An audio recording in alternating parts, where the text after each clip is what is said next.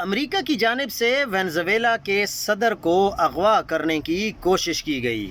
امریکہ کی دھوکہ بازیاں ایک بار پھر بے نقاب ہو گئیں۔ وینزویلا کے صدر نکولس مادورو کو اغوا کرنے کی امریکی سازش ناکام ہو گئی۔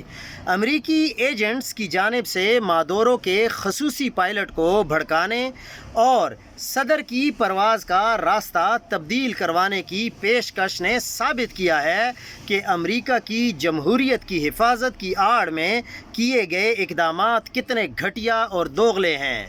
جیسے ہی اسرائیل کے معاملے پر صدر ٹرمپ نے اعلان کیا کہ 20 نکاتی ایجنڈا ہم نے پیش کیا ہے اور ہر ملک نے تسلیم کر لیا ہے، تو عین اسی وقت بلاول بھٹو زرداری نے یہ بات کر دی تھی کہ ہم کسی بھی طریقے سے اسرائیل پر یقین نہیں کر سکتے۔ انہوں نے ہمیشہ وعدہ خلافیاں کی ہیں اور وہ کبھی بھی ایسا کام نہیں کریں گے، کیونکہ ان پر پوری دنیا کے کوئی بھی قانون لاگو نہیں ہوتے۔